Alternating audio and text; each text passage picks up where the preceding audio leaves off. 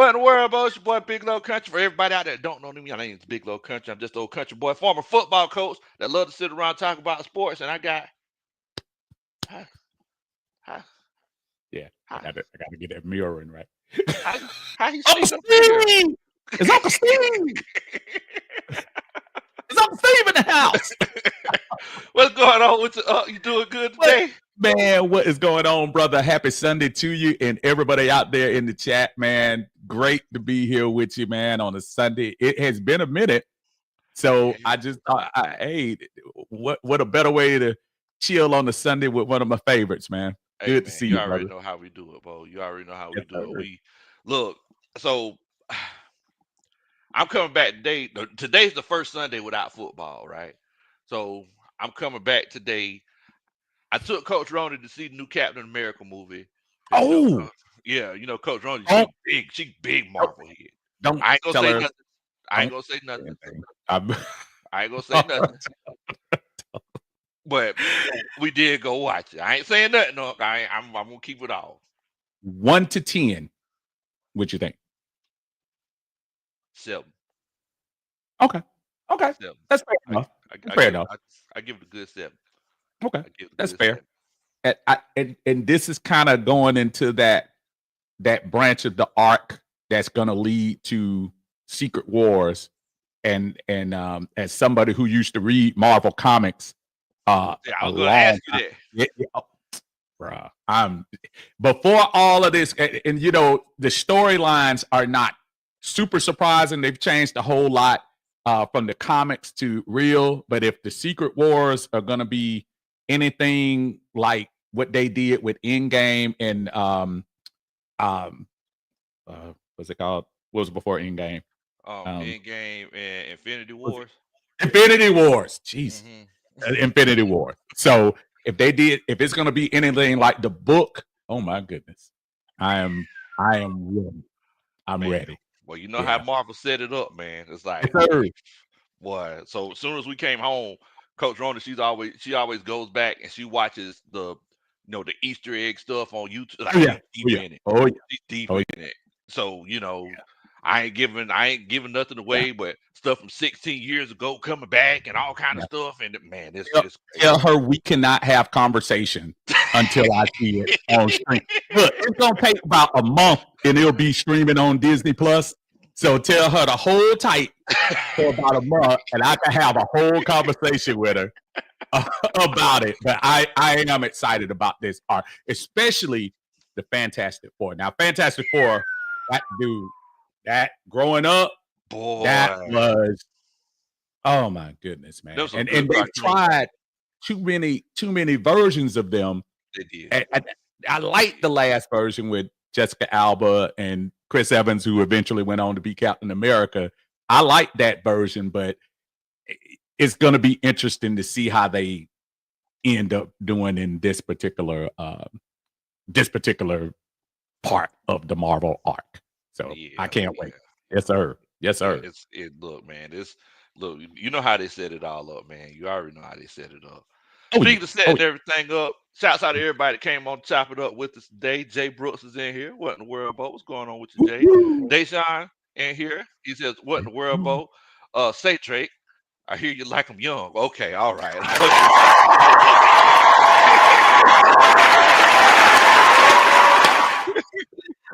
He says, get some. Okay. Oh, God. A week later, we still going. Okay, they Oh slow man. here. What in the world, Oh. Bo? Yeah, but Emory. Oh, young men of faith, Jamal's in here. What's going on? Rounds Hey, one. Much hey. love. Philip Crawford. Yes, sir. Yes, sir. Yes, sir. Shouts out to everybody that's coming on to chop it up with us today. So, Okay. with it being the first Sunday without football, what what's on your All I'm right. assuming that's your inner thoughts. That's my inner thoughts. That's your inner thought. Okay. Okay. So with this being your first Sunday without football, like, do you got any plans for the off season, or you got anything that Auntie wants you to do? You got your honey do list that you got to work on, or Well, I try my best. This is the part of the year where I try my best to be as great of a partner, spouse that I can. And this is what, and hear me out, because my behavior from now until early September will set the tone for those days that I'm like, oh, the Falcons game is on. Oh, there's a game I want to fly out to. Oh, there's something I want to do with the Falcons. So what you do is you plant your seeds now. And so by the time you get to September, all those things that I'll do between now and that first game of 2025 is going to be set up. Yes. That's how you.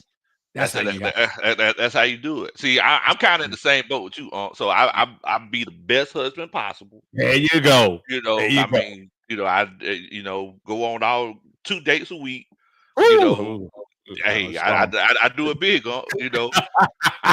complete all the honey-do list. I work on my health because for some reason my health always I eat terribly during football season.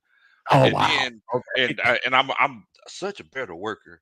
From February to September, I am A+ worker. I wish they did my reviews and everything in August, but that's all the stuff that I work on, because I know as soon as September, that second week in September comes, it's over. It's all go. It's a possibility we're going to be going to Germany this year. Oh, yes. So we're gonna be doing a lot of traveling, and we're going to all these games and doing the appearances and everything like that. I mean, so it's shout out to the Rise Up tour. Shouts out to the Rise Up tour. You already know what time it is. Absolutely. Yes, sir. So I mean, moving forward, I'm going to be I'm going to be working on improving things, and I feel like that's what the Falcons need to be doing in the meantime. I feel like they need to be working on improving things. Yeah.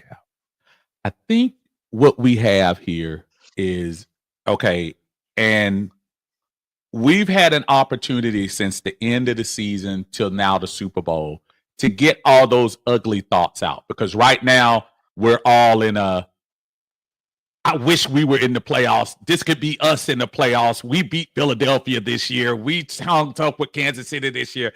All of that angst. Now that no one is playing, we can officially start talking about 2025. We get all of the slander to Raheem, the slander to Chef Terry, the slander to Rich McKay, even though I don't know what he does yet. All of that stuff we can kind of flush down the toilet and start now.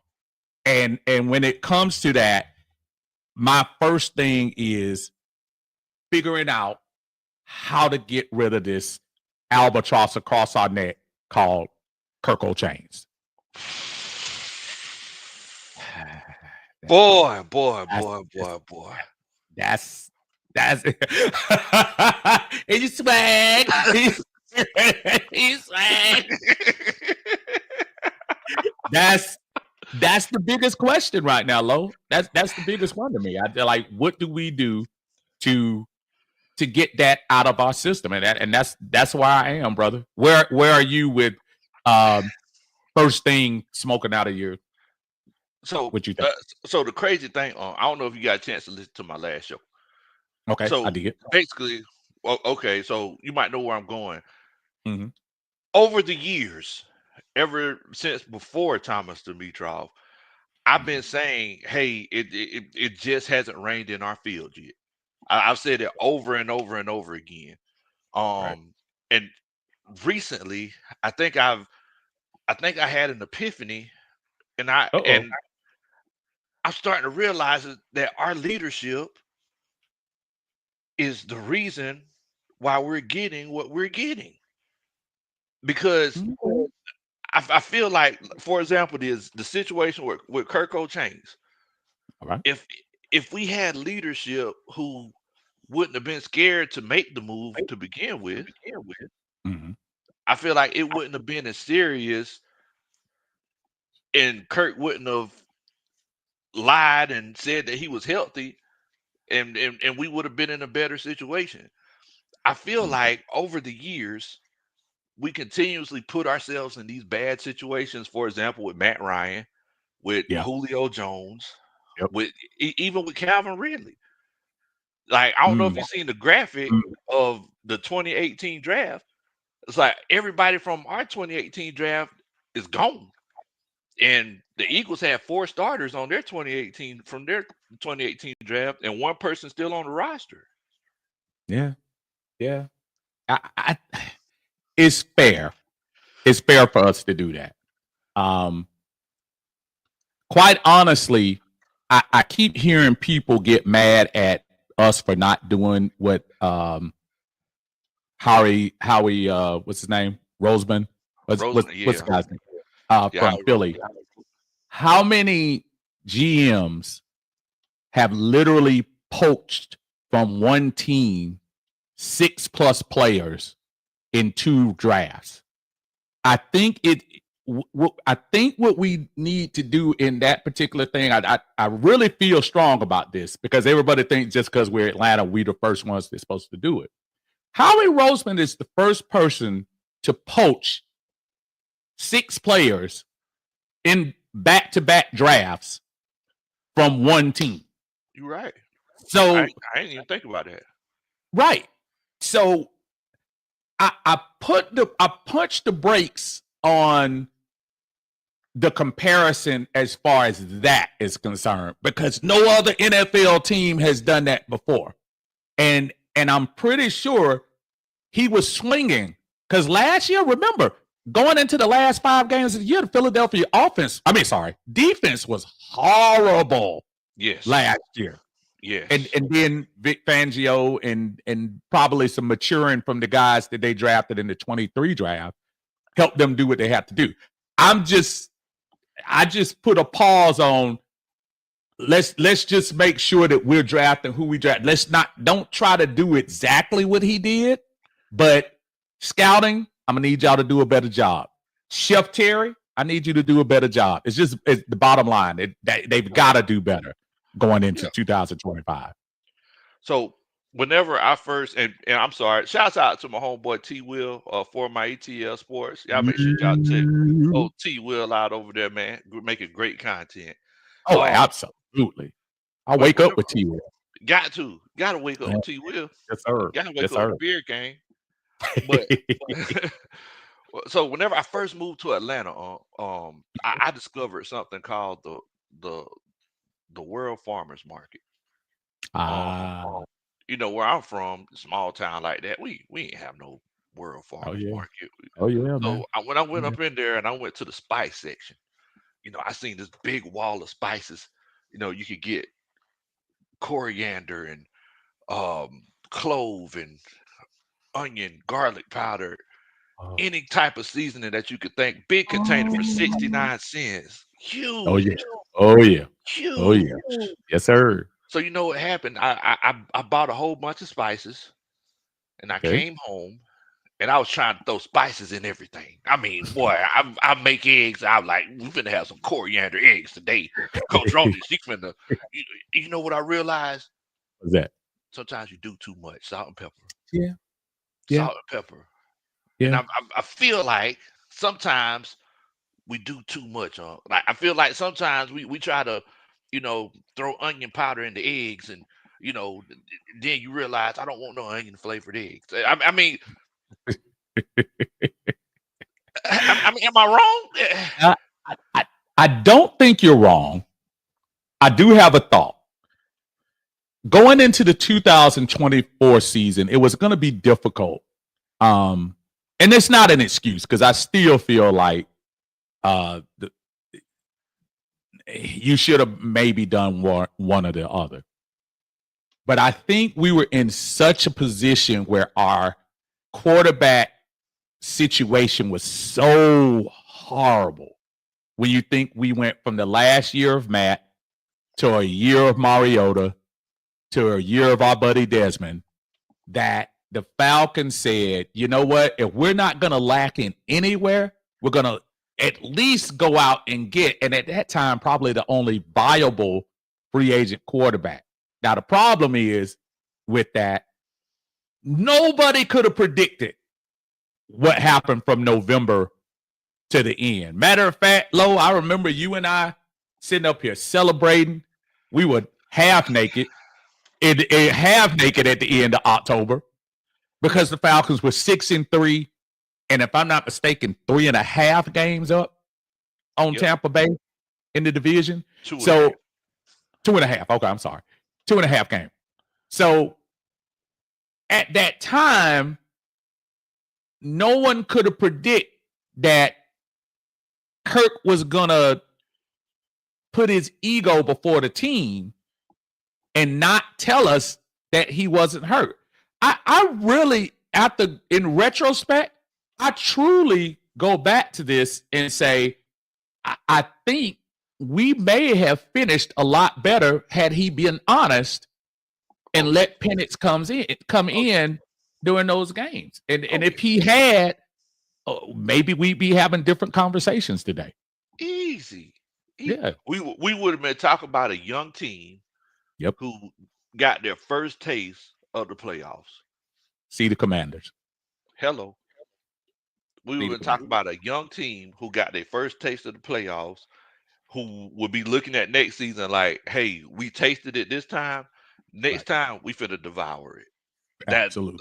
That's what we would have been. Those decisions that Raheem Morris made, not just with the quarterback, but with the defense, and other decisions like not playing your starters in the preseason, just missing out on that one game, set this team back for a whole year. Because one thing that everyone knows is whenever you have a young team that's never went to the playoffs, they're going to be that young, scary team that's going to almost get there, but they have to learn what the playoffs feel like first before they can come back and actually get it done. I look at. I'm sorry. I didn't mean to go ahead. I didn't. No. I was just saying. I mean, it is what it is. I think I'm jealous this year. Not of Philly, not of Kansas City, not even of Buffalo or Baltimore. You know what teams I'm jealous of? I'm jealous of Houston. I'm jealous of the Commanders. I'm jealous of Packers. You know why? Because those teams have young quarterbacks. Think about that Sunday night game that we saw, the Commanders and Falcons. Bro, that's the future. That's the rival that's getting ready to happen. It's happening this year. We play Washington again this year. So we got a glimpse of what our future is gonna be. And I could just see it now. I think we're gonna be one of those teams in the mix. When you start talking about the young quarterback play that we have, we saw just enough of Michael Penix for me to really have strong faith in that. Now it's a matter of filling in that other side of the ball, and I just don't know where do you start, Lo. Where do you start when you start talking about the other side of the scrimmage, and I'm meaning that woeful defense? Man, I don't know. I think the best thing has happened already. I feel like you got Jimmy Lake out of here. Yeah. Now, absolutely. The thing is that I don't know if it's, and I think this is where everybody is. I think we're all at the place where, look, we're giving Jeff Ulbrich a chance because, everybody learns. 4 years, anybody could learn, right? But I think everybody's kind of going into it apprehensive, thinking like, hey, I mean, it's just going to be just like a Raheem Morris puppet kind of a situation. Or, you know what I'm saying? Or are we actually going to try to stop somebody this time? I think it's going to be less of that because Ulbrich has done it before. Remember, we had brand new play caller, Zach Robinson, and brand new NFL play caller, Jimmy Lake. And I think, one of them worked and one of them didn't.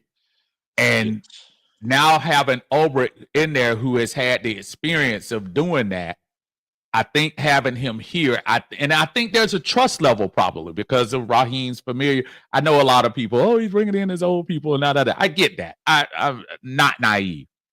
However, that could be a plus because Raheem's not looking behind his back to know that, man, this is a rookie calling these defenses. This is a guy who's done it before and done it at a good pace before. Exactly. And it got a good clip. So I have faith in Ulbrich coming in, but here's the one thing you can't win without, and that's talent. So my bigger question is, Lo, where do we get talent? Have you heard these some of these outlandish trade rumors that have been coming out from these folks? I mean, where are you with that? And what has piqued your attention? Your best bet is to go 2016 and at least try to pinch them. That's your best bet. You ain't finna get Myles Garrett ain't walking through that door. No. The only Myles Garrett walking through that door had a microphone in his hand. That's the only Myles Garrett walking through that door. And he a little undersized for the line. Look, and mind you, Myles is strong now. I done doubt Myles up. He's strong. Don't get me wrong. I saw Myles got a little frame going on there. Myles, I don't know if you watching this, Myles, but hey, I done sized you up. You swole, boy. You keep that over there. I done got you old. Oh, no slander intended. No. But I will say, yeah. And if you're saying if I think I'm feeling you right on that 2016, I just say go for it in the draft, man. Go for it in the draft. Yeah. Draft your young guys. Coach up your young guys. You got a lot of folks you just drafted last year. Bring somebody, and I hope Ulbrich is the answer. Bring somebody in who can teach these young guys how to play defense. And that's the way you build. It's not an instant fix. We found out last year. We thought it was going to be an instant fix with Judon and an instant fix with Justin Simmons. And we found out that that's not how it's done. Can't say that though, because of the guy out top. We can't really say that. Yeah, I mean, Jimmy Lake wasn't really giving them. You can't sack the quarterback backpedaling. You can't. It's impossible. I ain't never seen nobody do it. This is true. This is true. This is true. This is true. But I really feel like I think we're coaching away. We need some talent. Yes. But I think we're coaching talent away from doing much better, in my opinion. Yeah. So the way that I look at it is I feel like we brought in the Matthew Judons of the world and the Justin Simmonses of the world to replace the Marco Hillams and Braylon Trice. Right. So if you take them out of the equation, and I don't know I don't know if they're going to move on from those guys or keep them. But if you take, it probably will. So if you take them out, I mean, we'll see what those guys are made out of. How many sacks did Judon have last year? Like 5.5. 5.5. 5.5, I think. Look, I mean, I'm hoping Braylon Trice could get that for you. You know, you got your Arnold Ebiketis of the world who really turned the corner, and I mean the D'Angelo Malones of the world. Basically, it's like you got B and C plus guys. Right. If you can hit on somebody in the draft that could get after the quarterback, get you 8+ sacks, I feel like you'll put you in a really, really, really good situation. Ooh. You asking for a lot, bro. I know it, man. I know it. You got to see what they say, shoot for the moon, you'll land them on the stars. I just wanted to just kind of, so Judon ended up with 5.5 sacks this year, followed by Caden Ellis. And trying to think, where's my boy Ebiketie? Because I know he had at least about 4. No, he had 6. I'm sorry. Oh, so Ebiketie led the team with 6. Judon had 5.5. Caden Ellis had 5. So yeah, we still need that. Just I don't even mind spreading it like that as long as you can get different folks in there doing the sacks. Because who led Philly in sacks this year?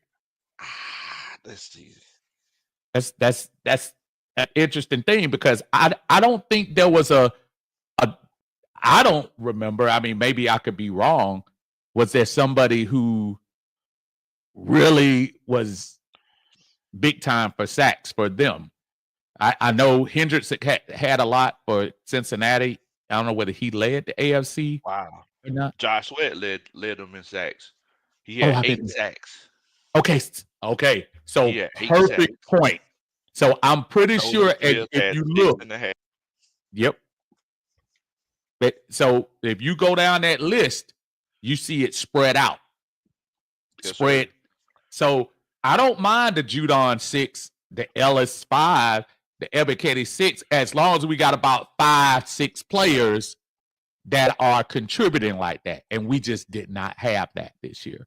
Man. And I don't know what it's gonna take to get these guys like that, except maybe a new coach, a new energy on that side of the ball. Well, I tell you what, I mean, this is this is a joint show.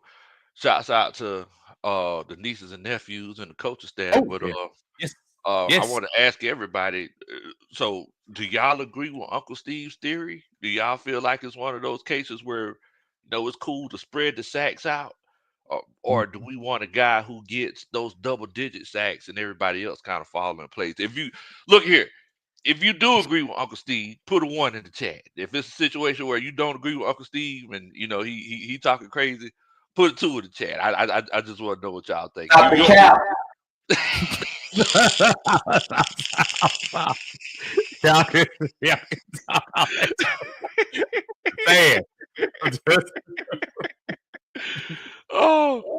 So looking at the Eagles, Josh Sweat had 8, Nolan Smith had 6.5.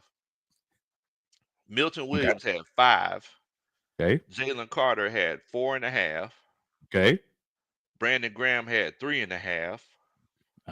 My point. Zach Bond had 3.5. Yeah, I see what I mean. Nakobe Dean had 3. Bryce Love had 2.5. Okay. And Jalix Hunt had 1.5. Jordan Davis had 1. Thomas Booker had 1. And there were 2 more and a halves. DeJean Cooper, and Jeremiah Trotter Jr. had a half sack.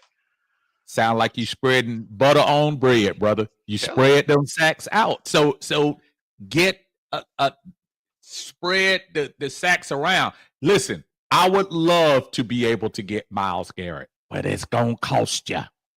I would love to get Max Crosby, but it's gonna cost you.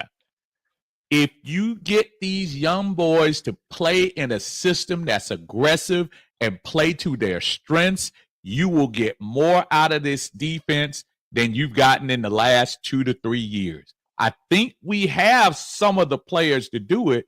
I just think they were put in the wrong situation. I'm still a big believer in Arnold Ebiketie. I know a lot of people joke about him and whatever.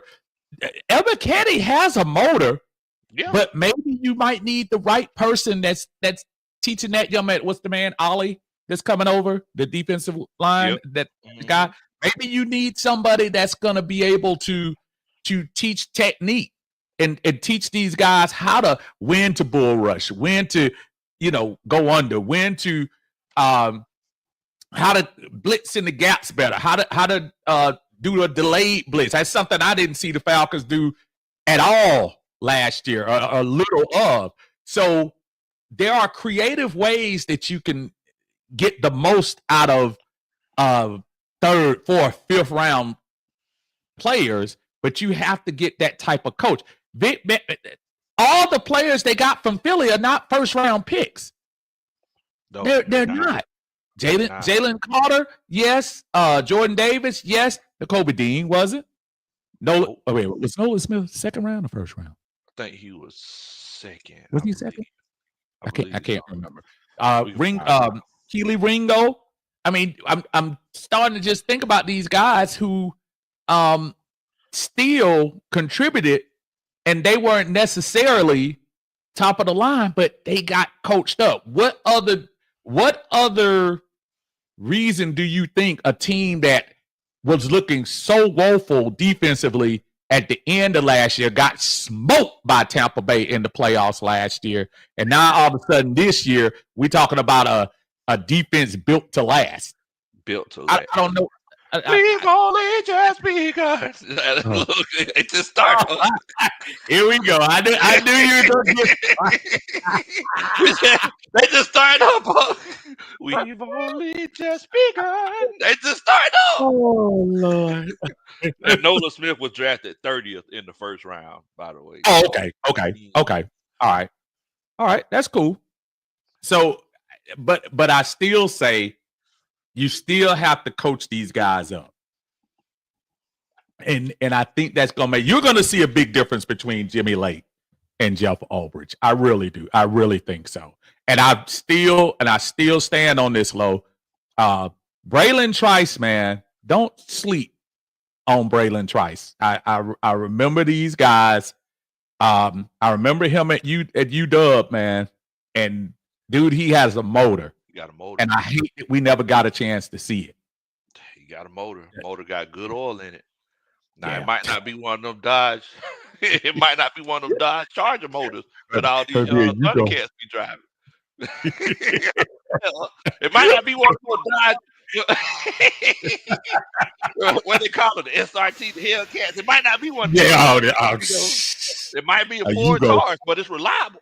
There you go. So, there you go.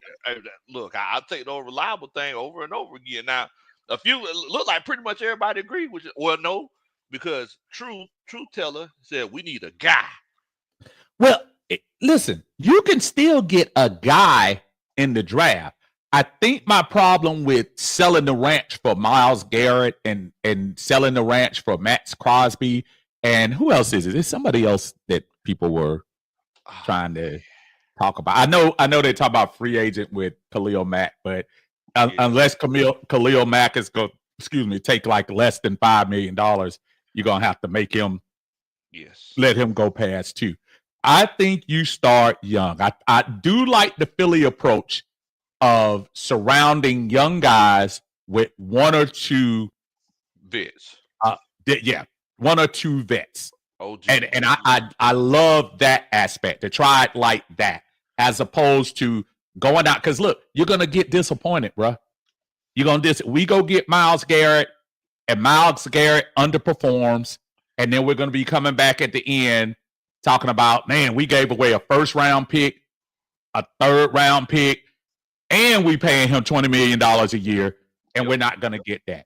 Let these young boys do their thing. Take the leash off. Take the leash off of them, man. Yeah, let them run. Let them go. Let them run. Because the thing is that if Myles Garrett come out here and only get 5 sacks next year, we're gonna be cursing his name just like y'all did Ray Edwards. Just like y'all did Ray Edwards. We were rolling so good. Come on, man. Ray Edwards. You had to bring that name. Get hurt. Because we gotta remember, guys, we only got 5 picks. Right. So as of now. As of right now. Now I feel like we're gonna trade back. I feel like that's I'm feeling you on that. I also think there's gonna be a certain fictional character that's gonna get traded as well. Meaning AKA unicorns. So yeah. I'm glad you mentioned this up. Okay. All right. So have you watched the On the Rise, the last On the Rise? I watched the last one. Yes, sir. Who wasn't on there? I don't think the unicorn was on there. There wasn't no unicorn. I told me and Tyler, for those of you who don't, Tyler's my son. Tyler and I noticed that and said, there's a reason why he's not on there. And if you hearken back to Terry Fontenot's end of the season press conference, he was a little critical of Kyle. A little? Well, a little? Good grief. And when I hear a general manager kind of really sell him out a little bit, I think because when he says Kyle can be what he wants to be, he just has to decide what. I'm like, what? Oh, that $10 million is off the books. We about to get and what you need to find again is a team that will trade for Kyle and give us at least at this juncture, man. I don't know if you can get more than a fourth. You don't think unless it's a team that really needs him. I don't think you're gonna get more than a fourth. The Bengals give us a third. I say the Bengals. You think the Bengals will? I think they will. Okay, maybe so. You'll have to trade them to the AFC. I don't want to see him again in the NFC. Yeah. But I agree with you. I'm in the stop picks mode, and let's go there. Definitely. Let's go there. I'm looking at that comment. Can you go back? I'm sorry. Yeah. Go ahead. I see Jew Talk Sports. What's going on, Jew? I see you here. What in the world, How you doing, brother? Hope you're doing good tonight, fam. You talk about this one right here, huh? No, the one before. Hey, Latoya, how you doing? Raheem watched his best pass rusher consistently drop back in coverage, and it didn't change that up. It's so hard to have faith in our coaching staff to put the guys in the right position. But this is a different coaching staff, Latoya. That's my only problem. I want to give these guys a shot, just like we gave Jimmy Lake a shot. Now, remember, y'all, there was a small period of time, even through that 4-game losing streak. The Chargers game, the defense played pretty well. The Saints game, the defense played pretty well, aside of 2 missed bombs on there, but they held a team to 20 points. So that's pretty good too. But I think you got to give this coaching staff a shot. Can you go back up to that comment? I think it was Truth Teller as well. When he was saying, Mike Green. Mike Green. Yeah. Okay.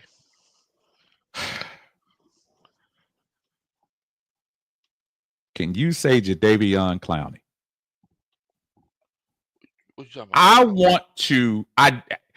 We are in a viral world. Yes. And I know he came from a Division I team. He went to Marshall. He excelled. I know he went up against a guy from Ohio State, so save me all that. I know all of that, and I've kept up with it. But it makes me laugh because I see people fall in love with a viral moment. I understand that was a truck play that he got the guy on in practice, and I think all of a sudden now he's a first-round pick. I just say buyer beware. I'm not telling you he's not going to be good, but I just say I would rather see somebody. We talked about the Georgia guys. The one thing we know the Georgia Bulldogs guys did, they played top-notch SEC big boy football every week. Yes. And this is why that's paying off for them in Philadelphia. I want to see us go to the big schools that play the big schedules in college and get some of those guys. Now, Mike Green might end up being Khalil Mack. He might be somebody from a small school that might end up doing well. I just want to see, I would love to see some of these guys who played for the big teams in the SEC, maybe a couple of Big Ten teams that played top offenses every week. That's just me. Look, I mean, I ain't knocking that because the last time we got a guy from a small school on defense. Troy. Oh, Troy. Troy, talk to me. Troy, can you play for me? I hadn't seen you play. I hadn't seen you play. Like, hey, I mean, you trying to get the athlete. You trying to get the athlete. Yeah. So that's why I just say by way. I'm not telling people Mike Smith isn't going to be successful. I guess I'm just saying I would love to see them go out. Yeah, if you have to go to the Bulldogs, that's fine. If you have to go to Alabama, that's fine. If you have to go, that's cool. I just don't want to take a chance on getting somebody off a viral video. That's just my thought. I mean, I definitely understand where you come from. So apparently, I mean, and I looked into the kid, like, okay. So on video, like his tape, he looks good. He looks explosive. Okay. He looks explosive, and I forgot how many sacks he had. He had an ungodly amount of sacks last year and everything. Yeah, 17. But you said, talking about for that video. It's one thing you might be different. You might be different, Lo, because you honestly are one of those guys that dig in. So let me say this: had you heard the world talking about Mike Green prior to this, like they talk about Carter from Penn State? No. And so that's the part that scares me, brother. I had no idea who Jadeveon Clowney was until he made that one play against Michigan in a 5-tier bowl. Oh my goodness, I still think about that. And for those of you who keep saying, Steve, that's Jadeveon Clowney, do y'all realize the first 5 years, Vic Beasley actually had the same amount of sacks that Jadeveon, number 1 overall pick, had in the league? Yep. So that's why I just say, be careful. That's why I numbers are great at Marshall, but I want to see that impact on the big stage too. There are people that slip in, but I would just love to see them go big school. Exactly. Power 5, Power 4. Yes, sir. Power 4. There you go. There you go. A1 Forever, as a matter of fact, he won. Shouts out to my homeboy Chris Tilbert. He was the one who put me on Mike Green. Yeah, so before the world was talking about him, that's why everybody that's watching, y'all make sure y'all check out A1 Forever Sports, because he got some great content out there. He put me on him. So look, so that's how I kind of got on him. Also, now I'm going to tell you something now. You got to be careful with John. John be having some crazy Superman chat. So I'm going to read this. I'm going to be screening it as I read it. He said the question for me is, are those the people you trust to go to the car lot by themselves? Do they know the difference between a Pinto and a Porsche? Or I'm sorry, a Porsche? They know the difference between the Pintos and a Porsche. Dun, da, da. That's a Superman chat. What you got for us, huh? You got any Superman chat? Steve Lounge.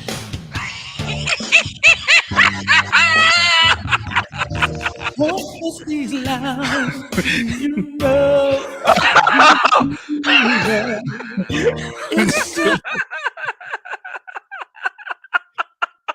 You say that, John.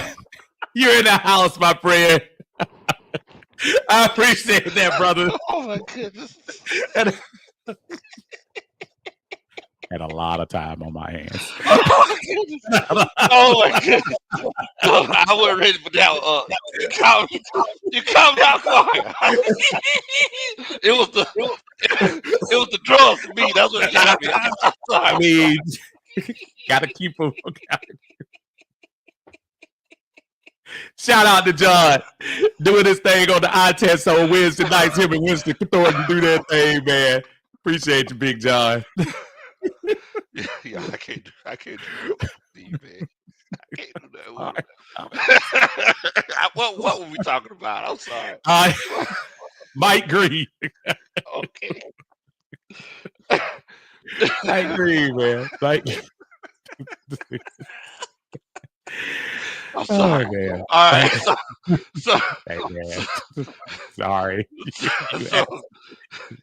So it's one of those situations where, well, let's ask everybody that's watching. Do y'all feel like Mike Green? Do you feel like he's legit? If you feel like he is, good put a question. 1 in the chat. If There you you feel go. like Uncle Steve might be on to something, put a 2 in the chat. I just want to know what y'all think. Eric Mack, he says Green is violent. He is. I have seen that streak in him. It does look like he has a quick.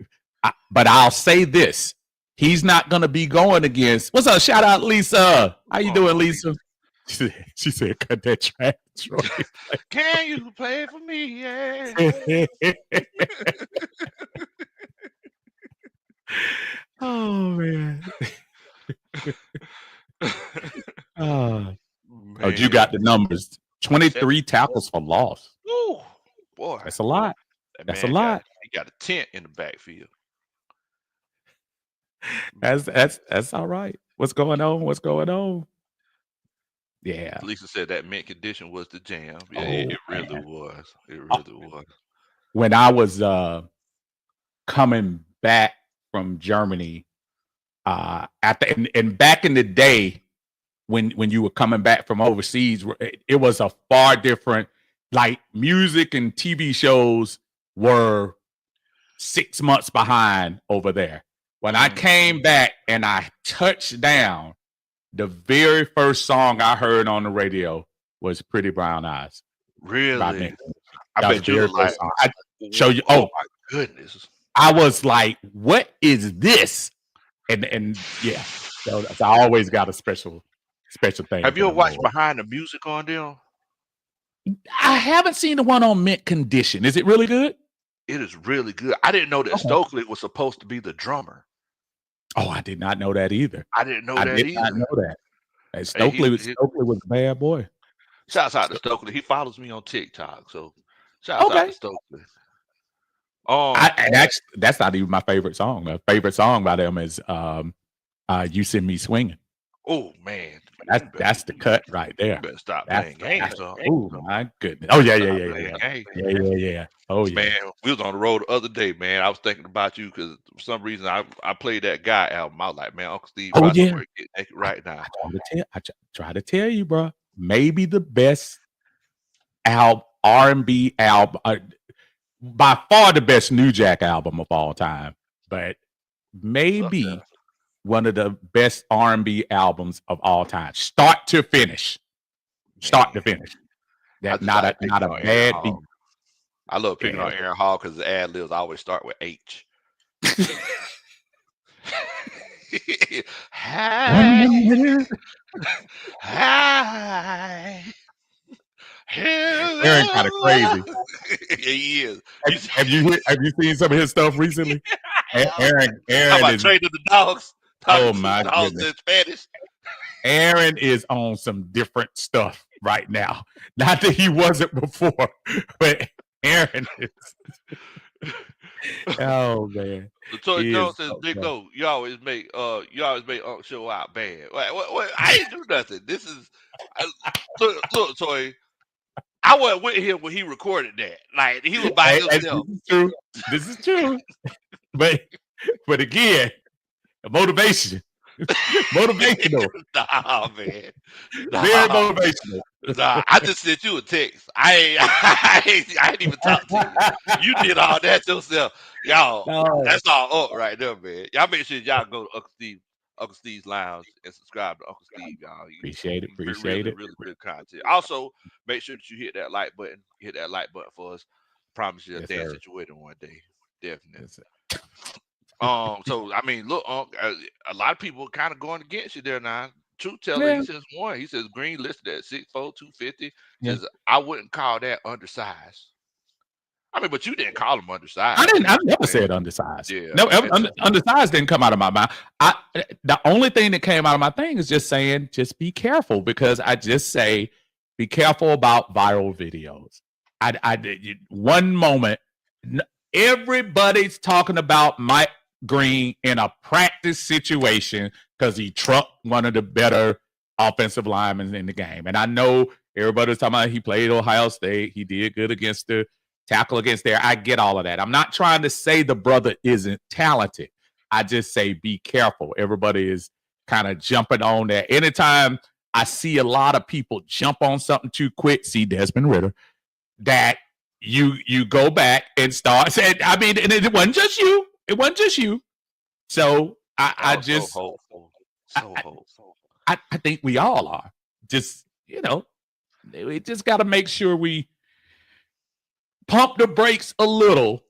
I'm not telling you if he's there, don't take him. I guess I'm just saying be careful. Make sure you get the best defensive guy that you can for this team for the long haul. So if Mike Green and Mikael Williams there, who you taking?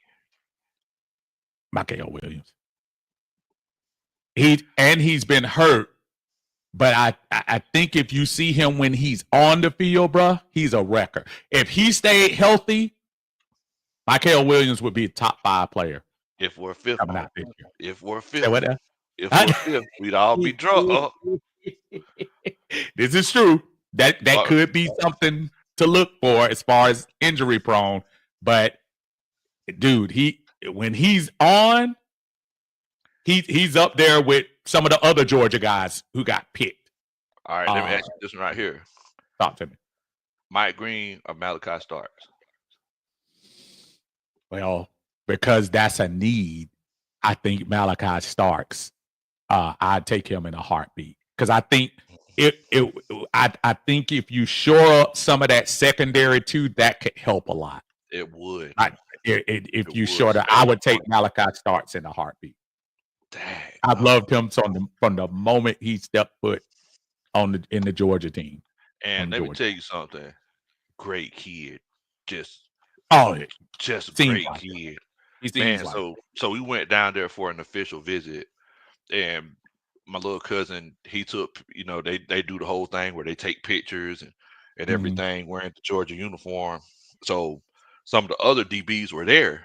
And you know me, I'm KJ Bolden, all those other guys. Some of the past DBs were there, like Tykeem Smith and all those. I'm sitting there, I'm like, wait a minute, where's Malachi at? They were like, man, Malachi don't come out, bro. Like Malachi they were like, Malachi don't go out. Because, after, they have the dinner and everything with official visit, they all go out and does who knows what. I don't ask no questions. Right. So they were like, yeah, Malachi don't go out. He's just all football. That's all. We only see him at practice and at the facility. We don't see him nowhere else. Right, man. That's some good stuff to bring into the NFL. It is. Great stuff. Mm-hmm. It is. But I'll take Malachi in a heartbeat. Dang, Drew, he also says one. He says Mike Green is a dog. Oh, you might be by yourself on this one. No, I mean it won't be the first time. I'm married, so I know what it's like. I know what it's like not to be agreed with on a regular basis. That's not new. It won't be the first time. I'm gonna let you have that one. I'm just saying. Touching that one because I'm gonna be seeing Auntie in the future, and she looks like a guy that don't forget anything. So she might. She'll concur. Trust me. She'll concur.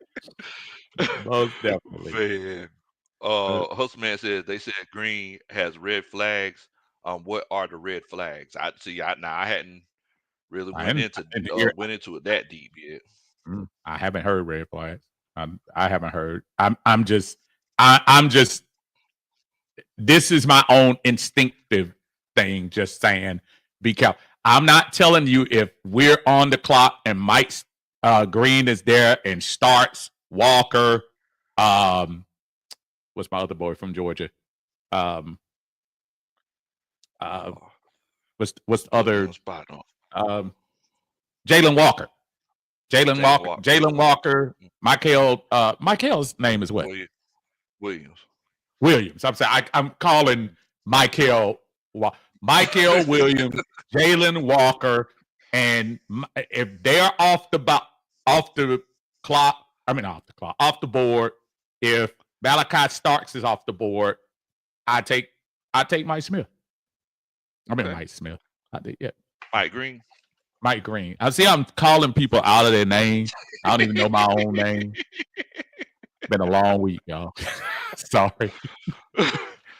Man. Well, look, I mean, just like you said, defensively, we got a lot of stuff we got to fix. You mentioned it earlier. I feel like considering going after a cornerback would be very beneficial because I feel like that's the reason why we played so far off, because Raheem Morris and Jimmy Lake just didn't trust their cornerbacks, which caused us to have less pressure on the quarterbacks.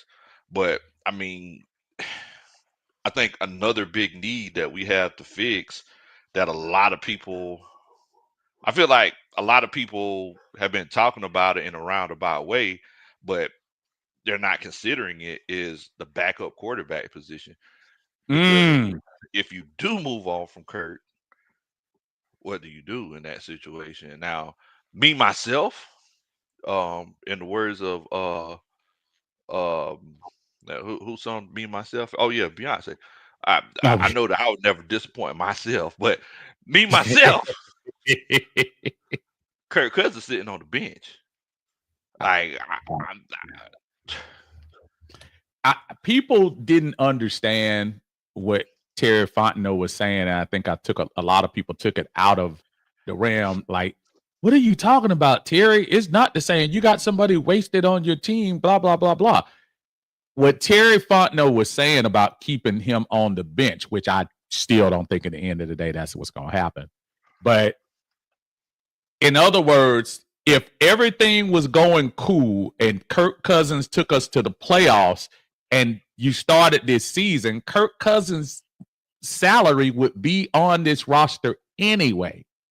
So at some point, you have to decide, do you want to cut him and take a $65 million hit now? And of course, it would be done after that. Or do you want to sit him on the bench where his contract, had he been balling anyway, would count for the same amount? I think that's where Terry was coming from, to say, yeah, we allotted for that.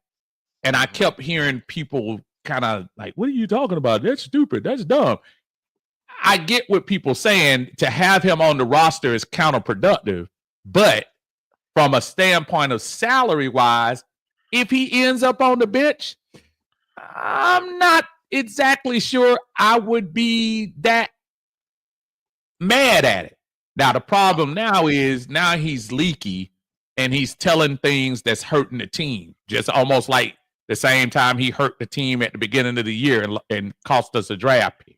Exactly. So I think he's doing these things to submarine the franchise. So honestly, I think you kind of got to get rid of him. I don't see any team foolish enough to trade to take up $27 million of a contract where you don't have to pay. You could do him like Russell Wilson last year, because the Falcons going to be paying his money anyway. I ain't gonna lie to you. I don't care if he's leaky. I mean, it's like the way that I look at it is like, what else are people going to know that they know now? You might as well just keep him, just in case. In the words of Jaheim, just in case something bad happens, you got somebody there who has the potential to be a starting quarterback. I mean, am I wrong? I'm not. You're not wrong. I just wonder, what I would love to hear is from the inside of that locker room. We heard all about when Michael Penix ended up taking over, about how good he was with Mike. Mike Penix talked great about him. Bijan is still talking good about him in the offseason. So how can that same person that's getting this love internally from some of the bigger stars on your team turn around and do something like leak that he was hurt and now all of a sudden you want to be radio silent when people want to come back and say, "Well, Kurt, you were hurt last year. Is that what it was?" I could understand that, but you know what? If the team gets along with him and the team feel like he can come back and sit on the bench low, let him sit on the bench. Look here, man. There was a famous phrase my grandma used to have whenever Uh-oh. you start getting out of pocket, or you just start feeling yourself. And Coach Roney's mother, she uses the same phrase, and basically that phrase is, "You don't run nothing." At the end of the day, you don't run nothing. If you feel like you could tell on yourself and Right. tell on the organization Right. to get out of here, I'm telling you, and I feel like Terry Fontenot has to realize his first obligation is to take care of the organization. And That's right. I don't see it being a situation where, just like you said, ain't nobody trading for Kirk Cousins, who's coming No. off an Achilles, a shoulder, and an elbow. If they are, then shoot, I got some beachside property in that right off of 285. I want to sell them. Ain't nobody trying to do that. So you might as well just keep them. Like I said, just in case. And God forbid, I definitely don't want that to happen. But if we make a playoff runs, Something happened tonight. Exactly. Right. Do you trust Kirk Cousins, or do you trust a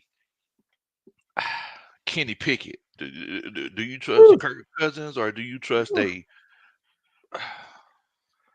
Mac Jones? Like, Right. who do you trust in that situation? I feel like you go ahead and hold them and let them go by the time you get to those void years where it doesn't hurt you. Right. Right. I have no problem with that scenario. And I know it sounds everybody's like, "Oh man, y'all got to be crazy." But it's not that crazy. If you can get through the 2025 season, Kurt's guaranteed money is gone. You're taking a very small hit. I say small hit. It's a medium-sized hit for him after the first 2 years of the guaranteed money. So, what do you have to lose in that sense? So I don't know. Look, I want to ask you. I'm looking at Black Mario. Jets and Browns would be a good trade. Jets are hurt. Jets don't want to hear anything about older quarterbacks coming off Achilles injuries to their team. That's the last thing they want to hear. Last thing they want to hear. I don't know who put that out, but I was sitting here like, look, if the Jets are that dumb, to run it back with a different quarterback in his late 30s, that's on them. Aaron Glenn just showed Aaron Rodgers the door. Do you think he's going to open that door to Kirk Cousins after that?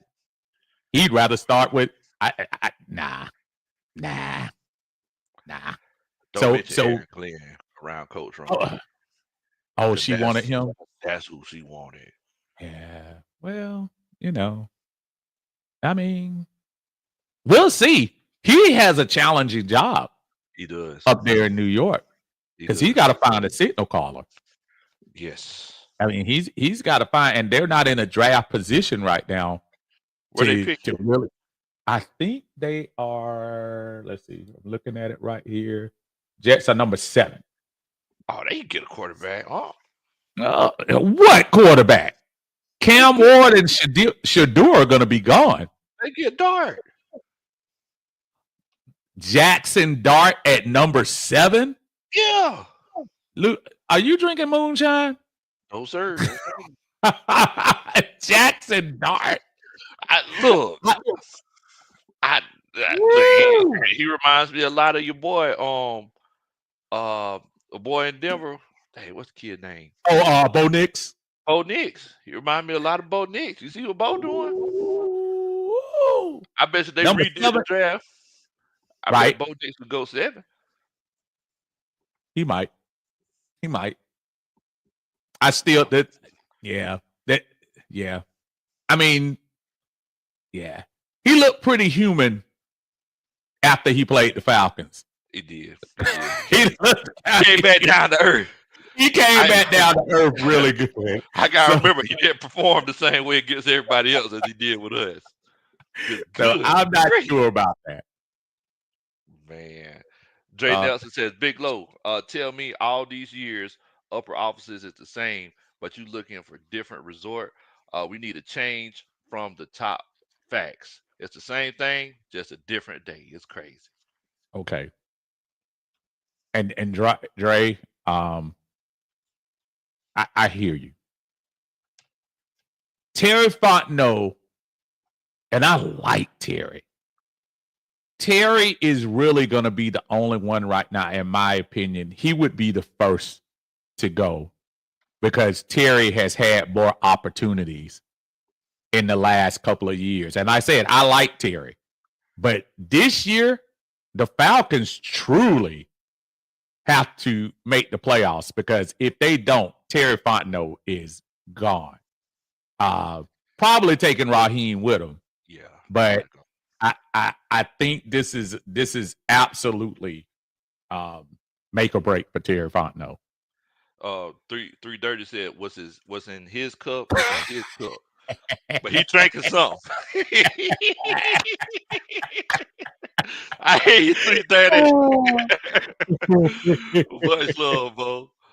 Now, it's crazy that you mentioned Terry Fontenot because I had this conversation with Coach Roney, and a lot of times she talks me down. I'm pretty sure you could imagine that. I can imagine. But I said after Kirk Cousins came out and said what he said, there wasn't any sort of damage control. Like the Falcons organization, Raheem and Terry, they didn't come out and address anything. And I was upset about that, but Coach Roney was like, well, what can they really say? Like, because it's officially off season and the business season doesn't start till March, was it first week of March? You really don't have to say a lot right now. Quite honestly, in the court of opinions, I think that was just a bad look to me for Kirk more than it was for the team. I understand what people are gonna say. Oh, the team in part of it? Were they in conspiracy about it? I just think there's a part of Kirk Cousins that might be a little aloof. I think about the situation with the draft earlier this year when he made contact when he know he's not supposed to be talking about it. I think about earlier, the mere fact that you were upset about, I mean, not upset. The fact that you would sit there and lie about your injury, dude, that was just counterproductive to the team, y'all. So I don't know. Well, I'm just gonna tell you, first of all, if Raheem Morris didn't think Terry Fontenot was injured, didn't think that Kirk Cousins was injured, and Terry Fontenot didn't see that there was any issues with Kirk Cousins, that's an indictment on them. Yeah. Either they didn't see it or they had to know. One of the two happened, Right. Like either they didn't see it or they had to know. And once again, that's what makes me so upset because we were supposed to be in the playoffs. Michael Penix versus Saints. Who the one? Easy. Michael Penix versus the Chargers. We would have possibility to win that one. I think, judging by the way the Chargers played that day, I think we would have. That was the 5 was that the 4 interception day? Yes, sir. I don't think Michael Penix gives away 4 times. No. And throws up lollipops into the end zone. I don't think he does that. So I think he let his team down, and I think that's what's bothering fans, and it bothers me that you were selfish enough not to at least say, "Hey, I'm hurt. Hey, I'm hurt." Now, when you start talking about responsibility of the team, I do blame Raheem. I might not blame Raheem for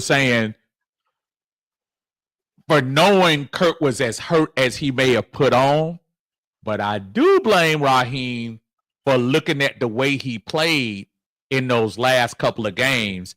And folks, we almost lost that Raiders game. Yes, we almost, and by all circumstances, we probably should have lost that Raiders game. We should have. So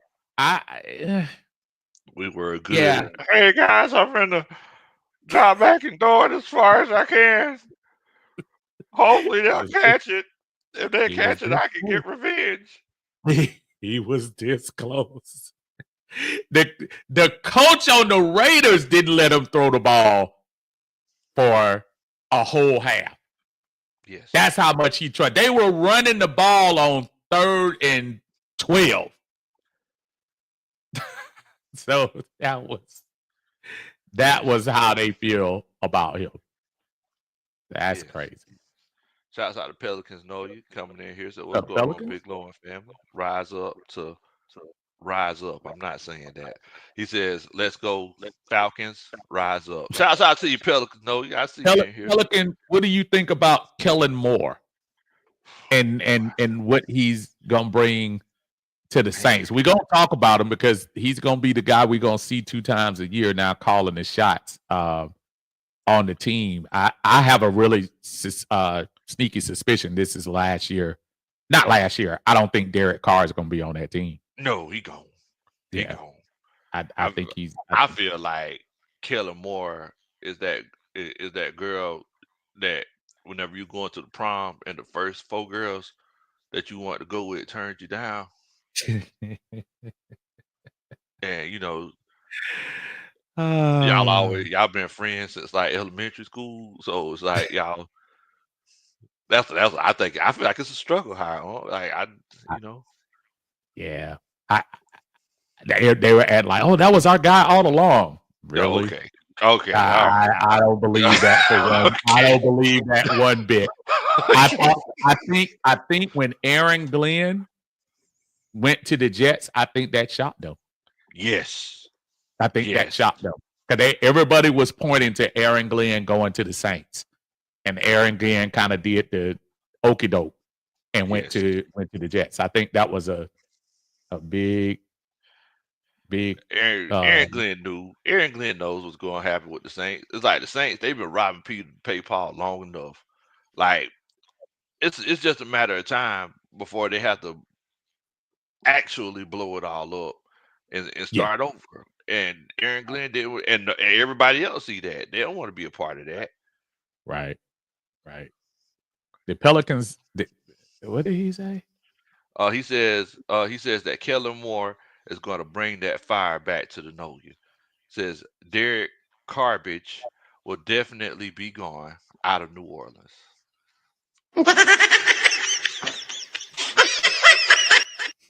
Does he really believe that? God bless him. Look, I mean, hey, 2 years ago I was like, it's Desmond Winter. Two years ago, so look, you got to have faith in your team, huh? You got to have. Yeah, I hear you. I hear you loud and clear. That makes sense. But Kellen was the last girl at the bar. Last call, everybody. Was that song Closing Time? I know who I was. That's what it was. The club closed at 12, about 1:15. You on the search. On that search. Yeah, that search. Like, hey, what you doing? You here with it? Girl, you waiting for me, weren't you? I see you earlier. I'll wait till it got a little lighter here. I'll wait till I said, wait till they cut these lights on. You know, I said, I'm gonna slide up on you. You even prettier than I thought you would, girl. Girl, this Patron made me see the light. Oh man. Yeah.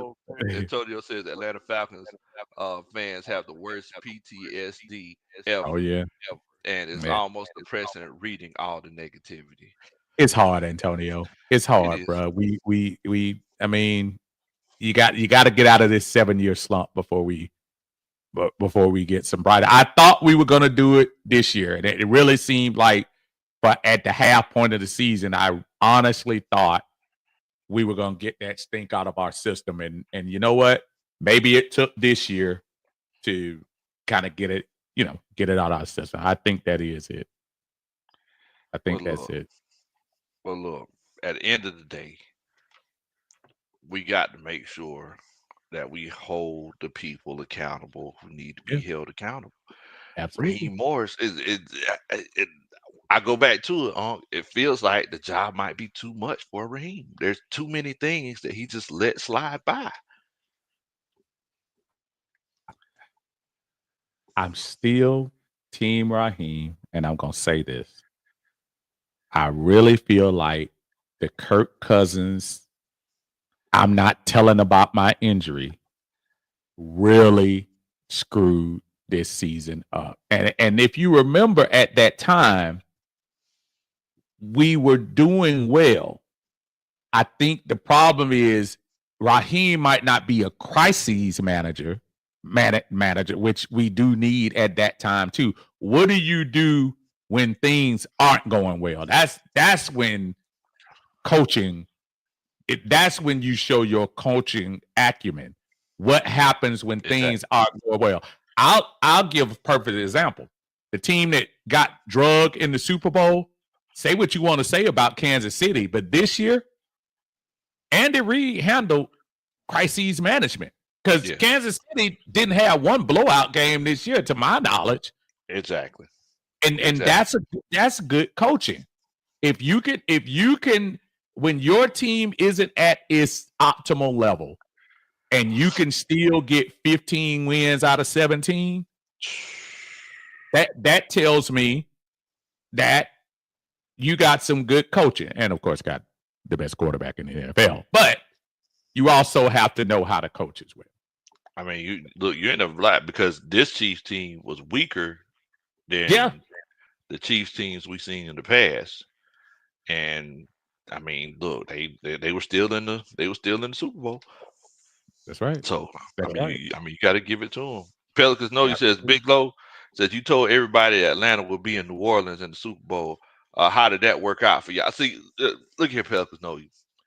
Look, you need to get that hate out your heart. See, it didn't work out the way that we wanted it to, but I feel like, y'all. I feel like y'all had something to do with that. I don't know. Whenever we came down, I feel like y'all read. I think whenever we were marching on Bourbon Street, they had some of that them evil things going on us, and we were never the same after that. So I blame that on y'all. Pelicans know you.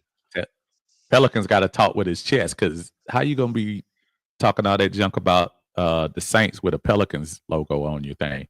I need to see some of that. I need to see some of that Saints love, bro.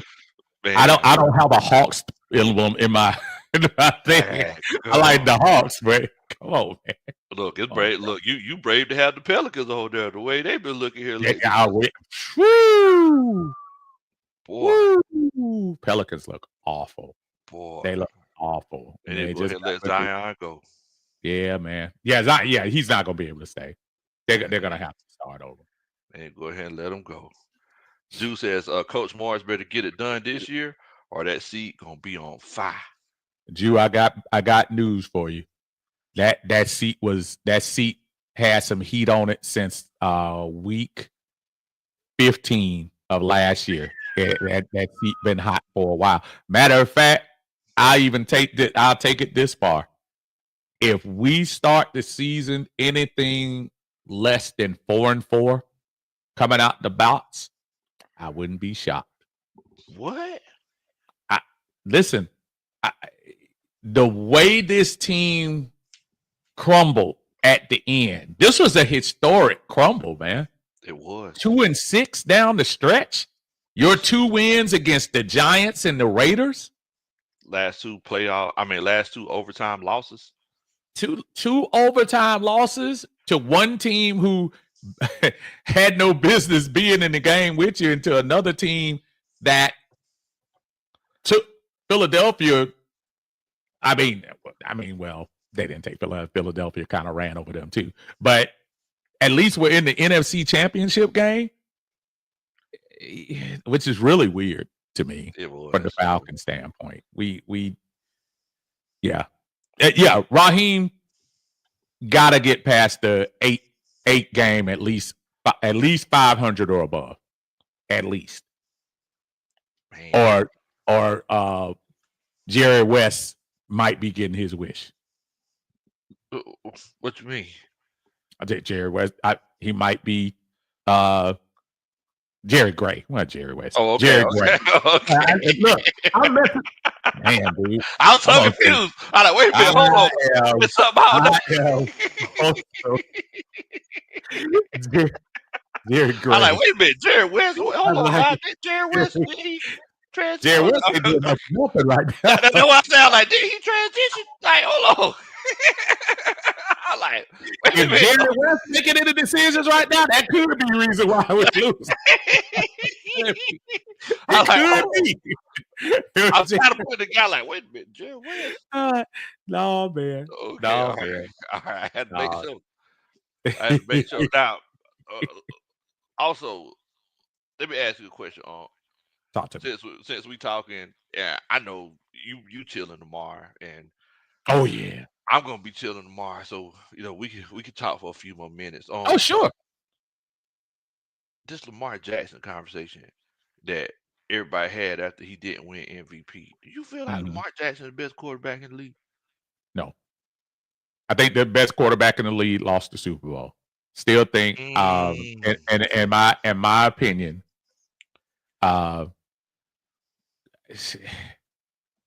look, Patrick Mahomes have had 2 awful games in his career.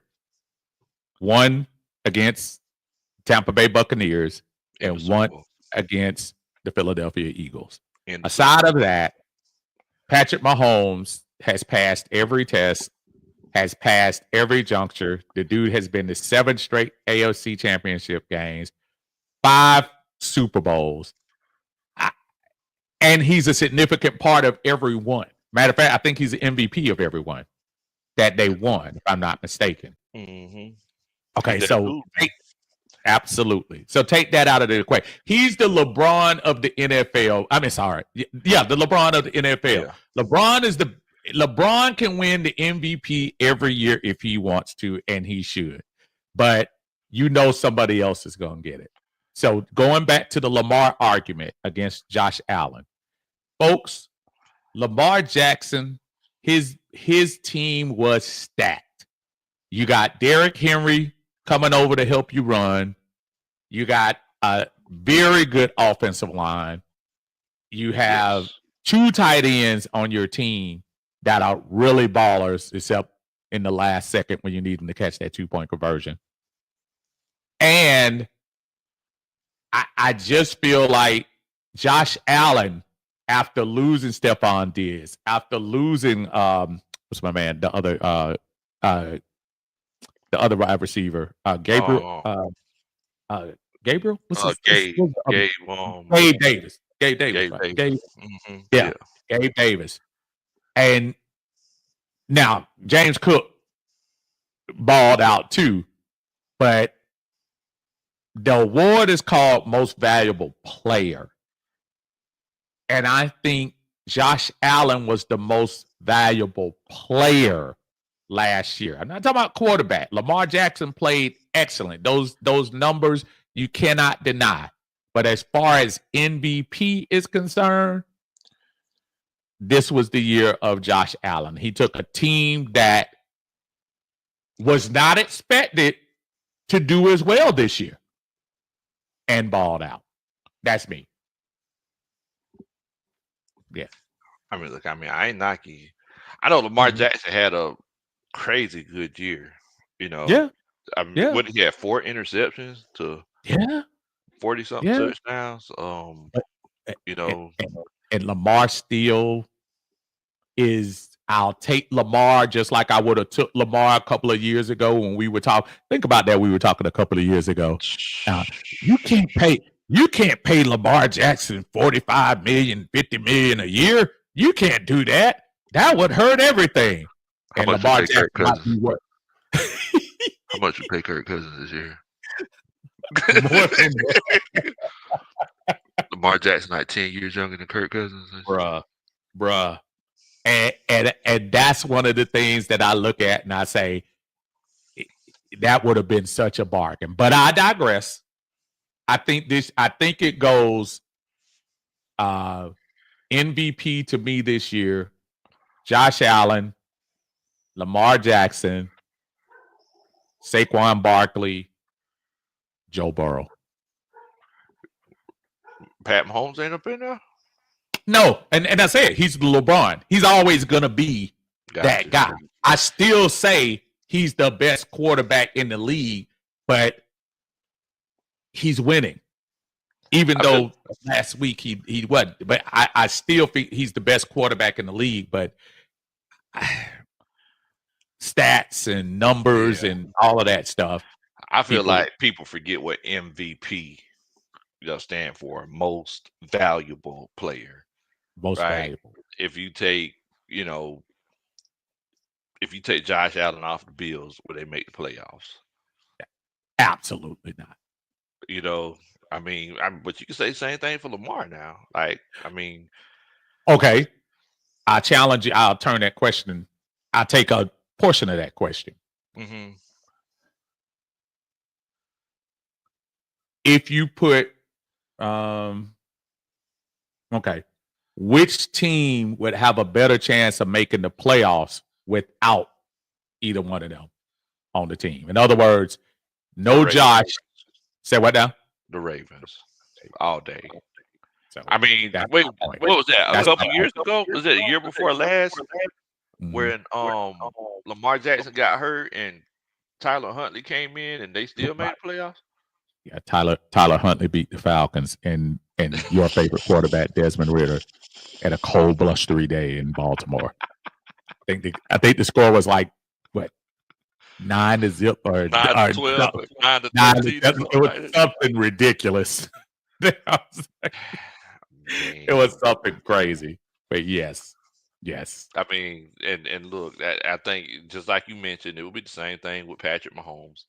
If Patrick Mahomes didn't play for the Chiefs, if he got hurt, Right. like well, I don't know if I would necessarily. I feel like they still might make the playoffs. Andy Reid, I feel like he would put something together for whoever the backup quarterback is. Because remember, what was that? The AFC Championship. Patrick Mahomes got hurt. Who was that came in? It wasn't Carson Wentz. It was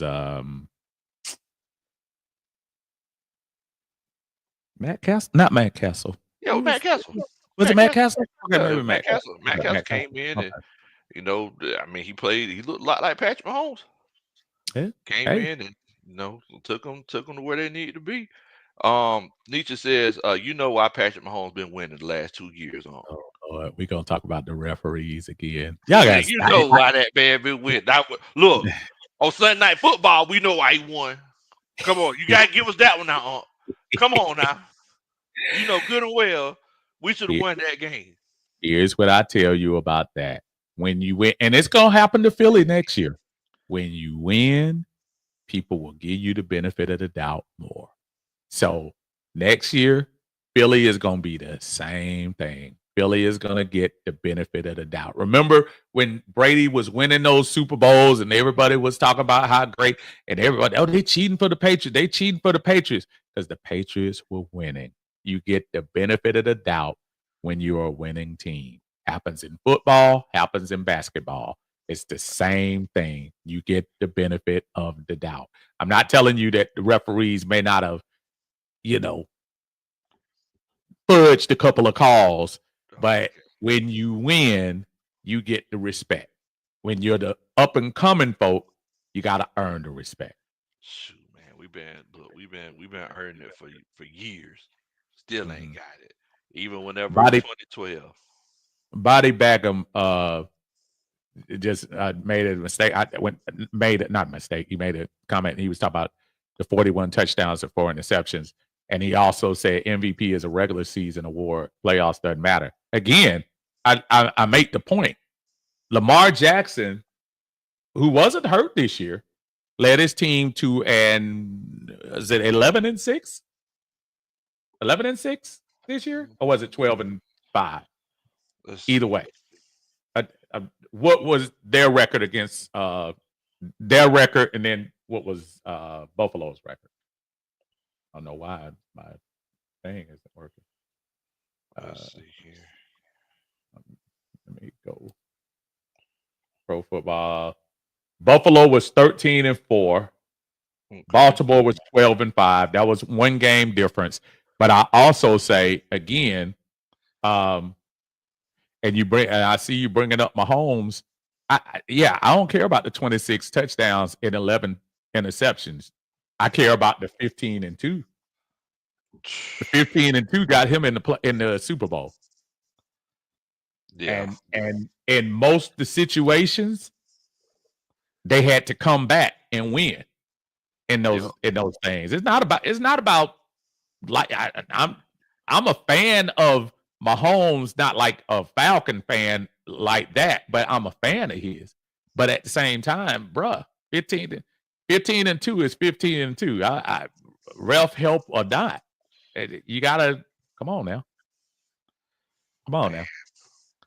I feel like if you look at it just off of most valuable player, I feel like Saquon had to get it.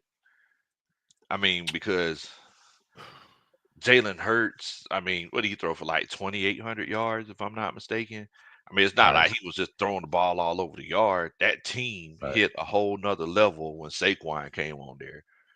I mean, I feel like he was the most valuable player this year. I mean, even to the point where it took him to the Super Bowl. It's a legit argument to say Saquon definitely made a big difference with Philadelphia. I mean, it really was. I'll also say Kansas City took out Saquon. If you would have told me prior to the Super Bowl that they would have held him to under 60 yards and won the game, you would be thinking I was on drugs. I mean, Saquon did nothing in the Super Bowl. But that's how Jalen Hurts won the MVP, because I mean, and you heard Tom Brady say that Chris Jones said, yeah, Saquon, he ain't gonna do nothing this game, because everybody keyed in on Saquon, and Jalen Hurts had the easiest throws of his career in that game. Absolutely. And I still don't think Jalen Hurts should have won the MVP. I thought it should have been Josh Sweat. It should have been Josh Sweat. Josh Sweat had 2.5 sacks, including one of the pressures that helped throw one of those interceptions. I think the one to Zach Bond, the one he dove for and got inside the 15-yard line. Remember, he forced a fumble too? He forced a fumble as well. I think you're right. I think he did force a fumble. He did. Great one says well. Great one. We could say all that you want to, brother. I look and I see you when you talk about the past. Dude, I call it too. I think I'm not sitting here trying to tell you that the refs were right. I'm telling you that when you win, you get that respect, folks. I'm not making up the rules. Go back in history and look. Everybody thought the Dallas Cowboys cheated during their run. Everybody thought the San Francisco 49ers cheated in their run in the 80s. Everybody thought that the New England Patriots cheated the whole time Tom Brady was there. I don't make up the rules, y'all. It is what it is. And quite honestly, Patrick Mahomes got drugged this year. I still take him as odds-on favorite to get back to the Super Bowl next year. I mean, how could it's hard to count against them. It's not a matter of me loving Kansas City. It's a matter of me saying there's nobody in the AFC that's beating them. Jalen Hurts is the best quarterback according to where'd you get that from? I can't go out look by the bag. I can't go with that one now. I don't know what you're talking about. I feel like Jalen Hurts is in a great situation. Yeah, I can say that. Jalen Hurts got to the Super Bowl 2 out of 3 years. He had two. His last Super Bowl was actually better than this Super Bowl. Yes.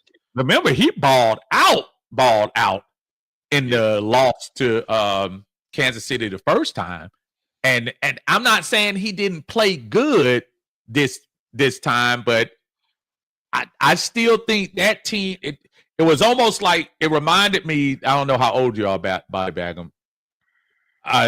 It reminded me of when the Chicago Bears won the Super Bowl back in the day. Their defense was so dominant.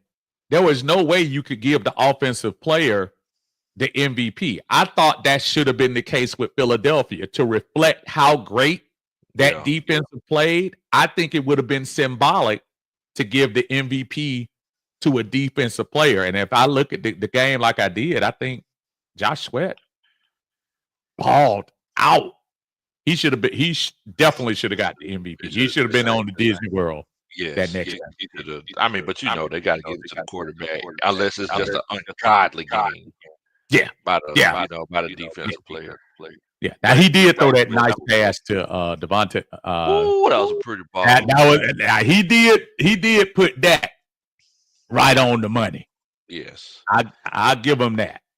I feel like this Super Bowl for Jalen Hurts was equivalent to Peyton Manning when he won his last Super Bowl. I feel like it's equivalent to Brad Johnson whenever he won that first Super Bowl for the Bucks. Yeah. Trent Dilfer with the Ravens. I feel like that's what I don't feel like he's the best quarterback in the league. Like just because he's on the winning team. Kansas City did not get past the 50 until late in the third quarter. I say again, Kansas City didn't get past the 50-yard line until the third quarter. They were shutting out the defending 2-time Super Bowl champs. I'm sorry. The defense deserved everything. That defense was on. They were on it. Yeah. They were on it. Body Bagum says, when you argue for Mahomes as the best, you use the Super Bowl wins to that's because he played so good to win because they didn't have no business being. If Patrick Mahomes wasn't on them teams, they wouldn't have been in them Super Bowls. I just want to be honest. Here's the thing. It's very simple. Patrick Mahomes puts his team. He sets his team up prior to the playoffs every year.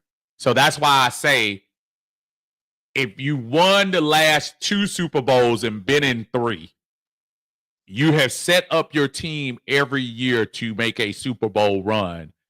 That's what qualifies for you as the MVP. Now, I know MVP is yearly, so I don't want to get into the semantics with you about it back. You're making up decent points. But I'm saying every year you can literally put Mahomes on the clock to say he's the best quarterback in the NFL, hence MVP. Yes. But we all know there's real life stuff, voter fatigue. Oh, he won last year. I think that's what happened to Lamar Jackson. Yes. I think even though Lamar Jackson had amazing stats, crazy, I just don't think the voters were gonna do it 2 times in a row. They came close, but I just don't think they were gonna do it 2 times in a row. Josh Allen was the number 2 seed in the AFC this year, and I thought they rewarded them because he took a team, not talentless, but less talent than the Baltimore Ravens, and took them into the playoffs. I heard your point about you can't include the playoffs. I get that. But from Josh Allen's standpoint, I think he deserved that award. Name 3 wide receivers on that team. Oh, Mac Hollis. that alone, the fact that was the first thing I said should tell you how much Josh Allen deserves the MVP. Look, Matt Hollins was balling for the Buffalo Bills. That should tell you everything. Plenty about Josh Allen deserving the MVP. I know Amari Cooper on the other side of the hill. Amari Cooper was on the team, and so I mean, come on now. It's the MVP, man. Right. He meant more to his team than Lamar Jackson, who literally could turn around and just hand the ball off to Derrick Henry, the number 2 running back in the league this season. You know, it's like it's different, man. It's different. And Jude, shouts out to Jude, and y'all make sure y'all check out Jude Talk Sports on YouTube. Yeah, Jude called it on the point. Yeah, they dominated. That Eagles defense dominated. Dominated. And from that part, Jude, that's why I say I think now again, this will be me as a voter. I feel like you need to reflect that in the MVP voting. Did Jalen Hurts really do that much to win that game? He didn't need to. They were getting the ball on the other side of the field every time. And aside of a couple of tush pushes. Exactly. I mean, because that's why I cringed whenever you said the Super Bowl before he had such a great game. 3 of them touchdowns were tush pushes. Like it ain't like he went crazy. He fell in the end zone 3 times. You know, I would be upset if I was Josh Sweat for the Super Bowl MVP, because I really feel like somebody from the defense should have won that. Let's see. Because they were so dominant. So Jalen Hurts won the MVP, 221 yards. He went 17 of 22, 2 touchdowns, 1 interception. Right. But he did run for 72 yards. I can't. Yeah. I mean, yeah. He did run for 72 yards. But what are people talking about in that game? They talk about that defense. Just like you said, that Eagles defense dominated. I don't think there was all you got to do is just think. And let's say it's not insulting anyone's intelligence. It didn't take a genius to figure out the defense won this game.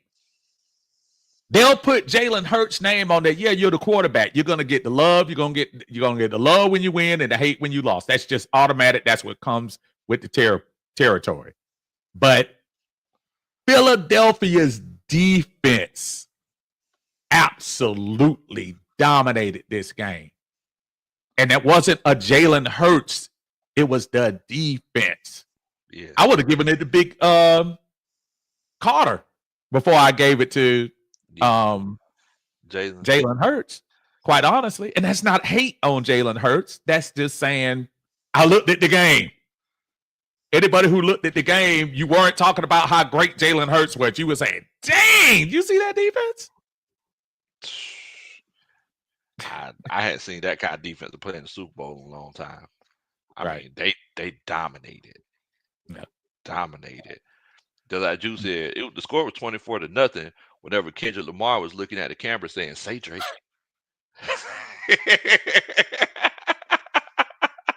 Actually, didn't it get the 34-0? It got the 34-0? Nah, I don't think it did. Yeah. I think it did get the 34. Yeah, they didn't score until the end of the third quarter. Hold on, I'm about to look it up. I'm almost positive it got to the 30s. Almost positive. Let's see.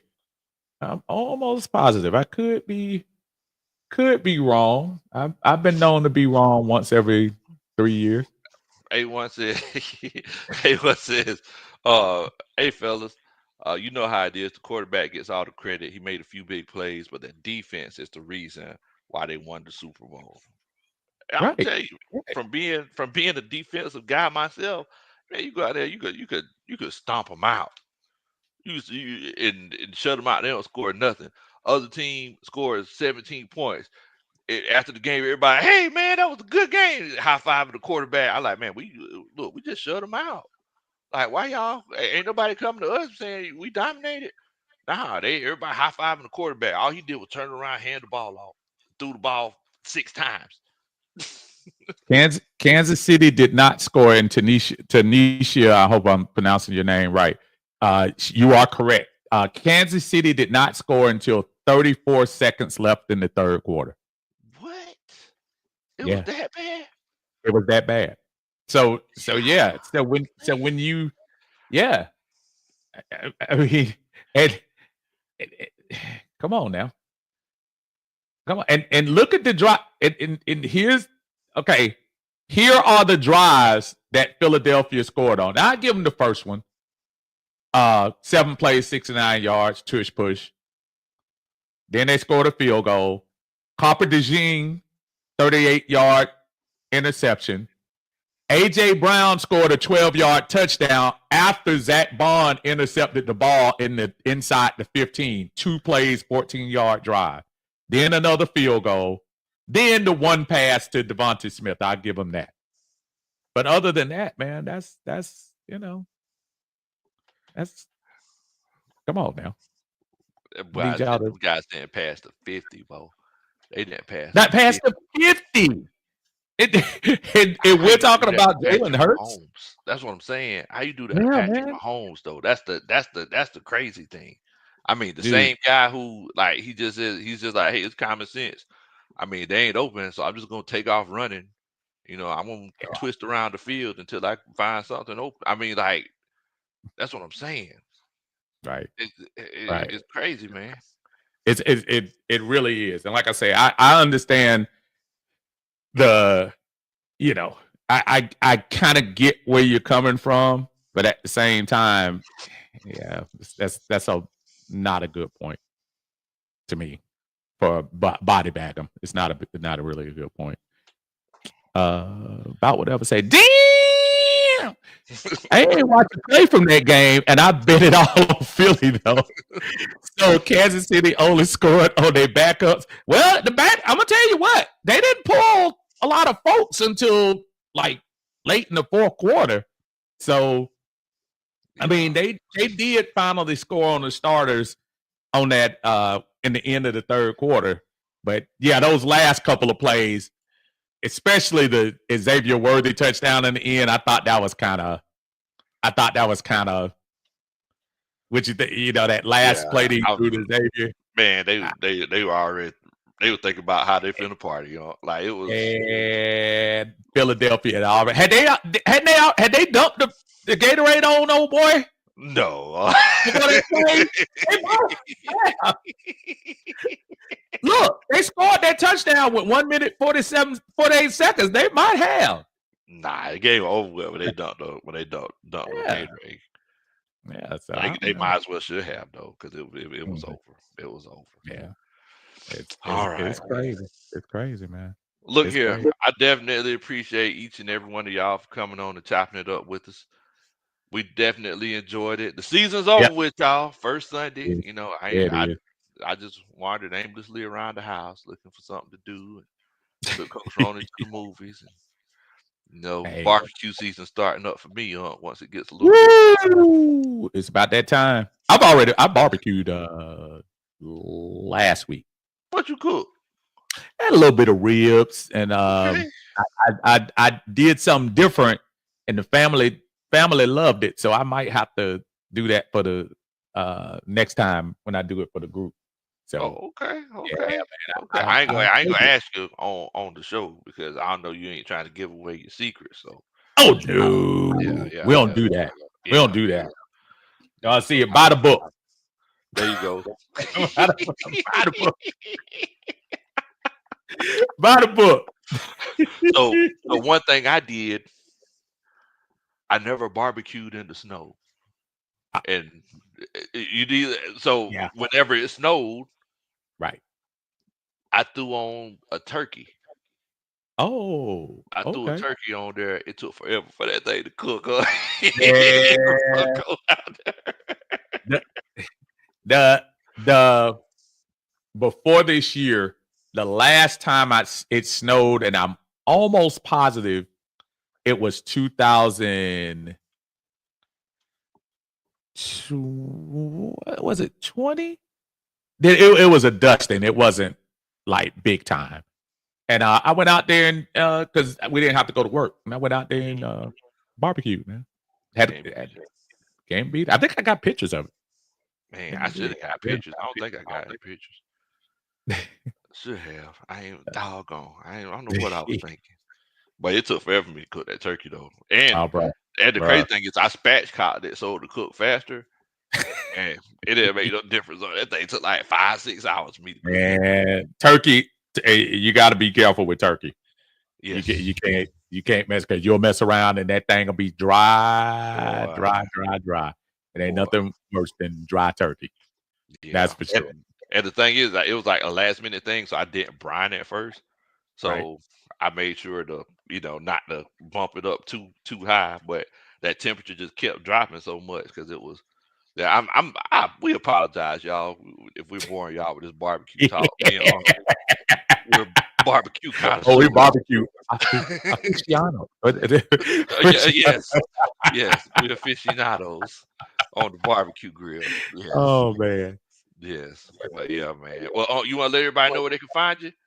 Absolutely. I am on Uncle Steve Lounge. First of all, thank you very much. I appreciate the opportunity. As always, always great to chop it up with you, my brother. I'm usually on Mondays, especially in the off season for the Monday minutia.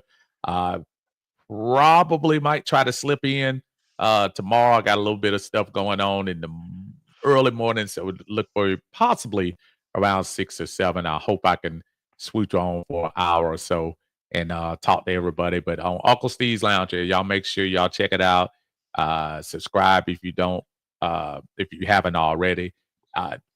Thank you so much, Lo. Appreciate this as always. It's gonna be a long off season, brother. I can't wait till we get into some draft talk, some free agent talk, and get this thing started, man. I am super hyped because you remember this time last year we didn't know about it. The rumors were about Kirk Cousins. Yes, but Michael Penix has me more fired up going into a off season than I've been in a long time. So I really do think things are going to be looking up for us next year. I understand why people might be apprehensive, but I really do. So that's why I am, brother. Thanks for the vibe, my friend. Oh, you always welcome to come on and chop it up with us. Sir. Never. If you ever get the itch, just hit me up, and you always come on. Absolutely. You always come on. Y'all make sure that y'all go subscribe to Uncle Steve's Lounge, the most entertaining Atlanta Falcons content creator out there. Y'all make sure that y'all check them out, man. Great content. Great content. But yeah, I definitely look. I agree with you. It's real. It's a real exciting time for Atlanta Falcons fans because just like you mentioned earlier, we got a quarterback. That's kind of like what they were talking about on the rise. They were like, hey man, like Michael Penix, he's looking like he's the truth. And I mean, hopefully, and not a retread. No, one of the newfangled quarterbacks. Yes. Athletic-ish, can zip the ball-ish. Yes. The future is bright, bro. I heard somebody say they think he got the best arm in the league.